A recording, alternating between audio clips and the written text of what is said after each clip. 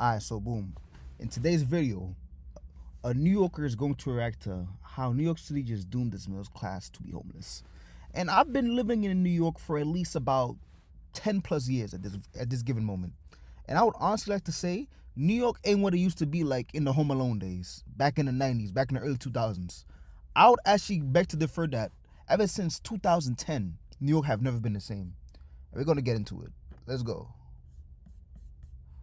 One second. Starter homes are disappearing from the United States. In the early 1980s, as many as 40% of the new homes built were considered entry-level. By 2023, just 9% fit the criteria. Give it another 20 years and literally no young person will be able to afford.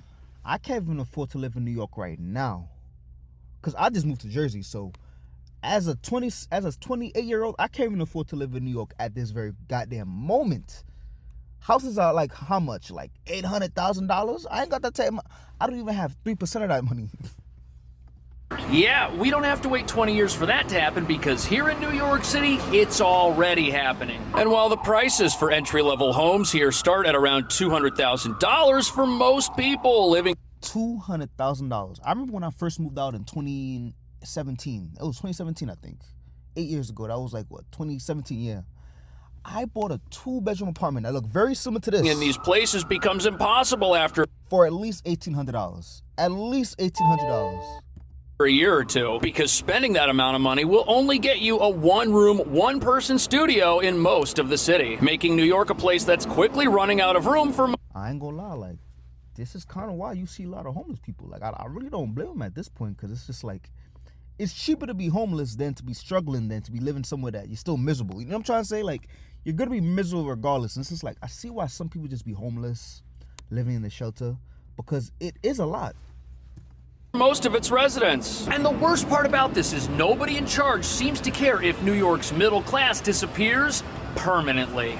Manhattan real estate sales stalled for 2 years as buyers and sellers just remained too far apart on price. Now the sellers are caving. The average apartment price in Manhattan will now cost you only $2 million. Yeah, a starter home used to be a smaller condo, a smaller space, and someone would upgrade maybe after 5 years as they get married or have a family and want to move. But now we're actually seeing that most people are buying their first home as a single family residence.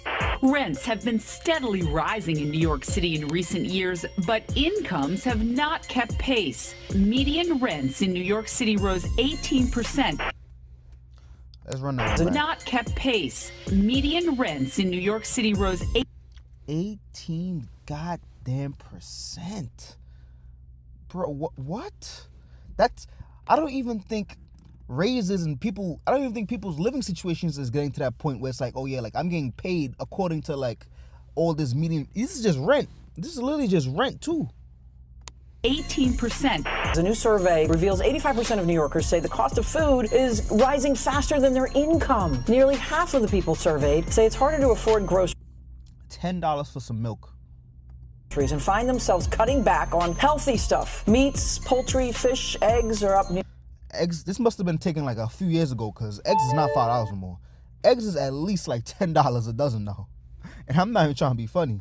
Nearly 25%. Just thinking about all of the headwinds that a 30-year-old may have, like student loan debt and car loans and credit card debt, and then they have rising rent. And so it's hard to save for a down payment.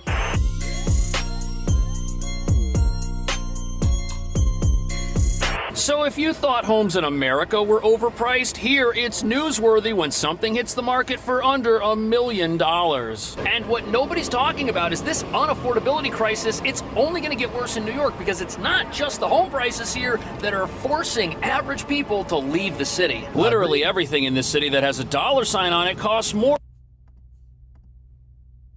here than it does anywhere else. Want milk? That'll cost you almost $10 a gallon. Deodorant? Get ready to fork over $20 to not smell like the rest of the city. Speaking of smells, if you're brave enough to take the subway to work in the morning and put your life on the line, that'll cost you almost $3. All to work for a paycheck that in most cases will not cover your rent. Something 1 out of every 3.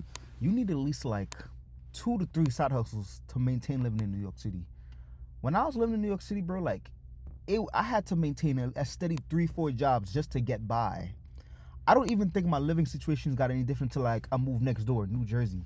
And the thing of the matter is, it's kind of just like, you're just working this hard just to pay bills. It's not even like you're working this hard to have fun, travel, start a life with a family. It's like you're really making this kind of money just to pay the goddamn bills.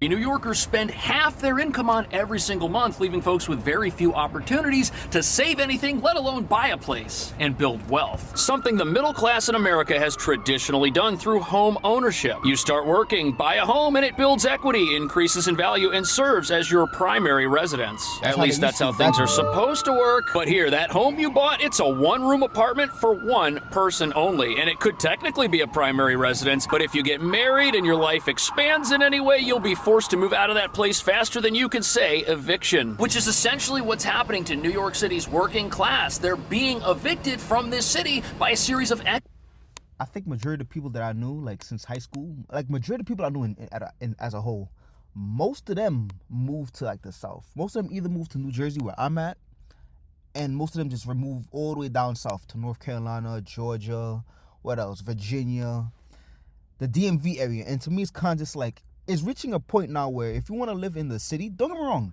living in the city is very convenient, but it really does come at the cost of, it comes at a price. And I think that's what we have to understand. I don't really knock New York City because it is convenient.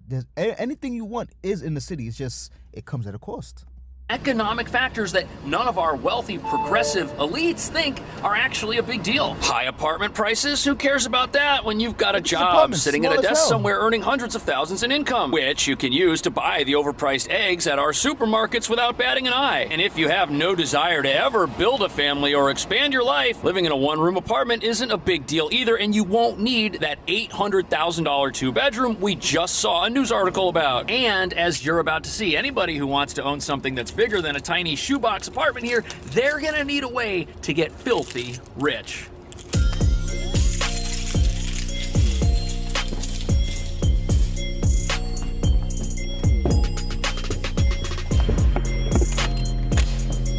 This is where it starts, right here. I really want y'all to look at this apartment.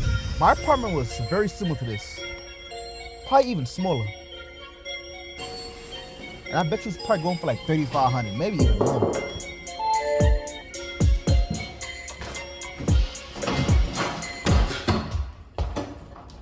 Look at this place. It's like a labyrinth. And if you sleep in that bedroom and you're hungry, look at that. You can make yourself a snack right here. You got the stove and the fridge all in this one spot. Nah, that's crazy. That's pretty good. But renting this for $3,500 a month is way cheaper than $3,500.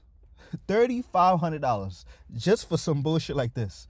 And to me, it's kind of just like, I can't bring no shorties in there. I can't start a family in there. $3,500 just to maintain an apartment looking like that? Than buying it for over $800,000, which is the price of that other two-bedroom. But this is what you'd consider to be a starter home or a starter apartment. It's the right size for somebody or a couple, maybe who are starting out professionally and don't have a whole lot of stuff. And traditionally, somebody starting out in the workforce would be able to scrape together a small down payment after a few years and get something like this. But if that's no longer possible and people are paying rent their entire professional lives, that really screws up what have been the traditional ways the working class has built wealth and taken care of themselves after they retire. And certainly this dynamic of unaffordable starter homes and homes in general isn't unique to just New York. It's happening everywhere. The starter homes are disappearing from the United States. In the early 1980s, as many as 40% of the new homes built were considered entry-level. By 2023, just 9% fit the criteria. I don't think that's anywhere in New York City. I'll actually say back to different. That's probably like Midwest, probably like down south. But I don't think any of these starter homes are anywhere near the DMV area or like New York City. Most of them, I don't think, not at all. Especially not New York.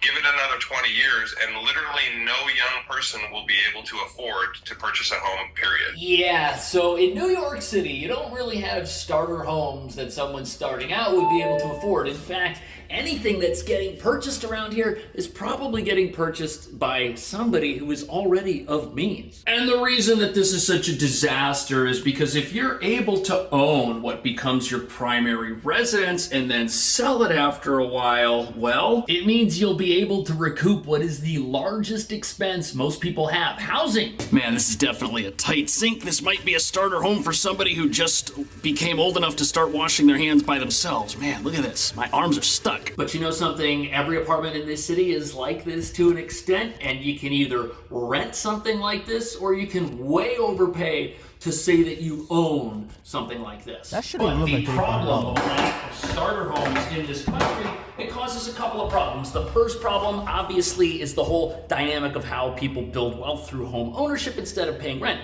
But the second problem it causes is that eventually it'll push up rental prices beyond what most people can afford, and that's where we find. And let me remind y'all, this is just rent.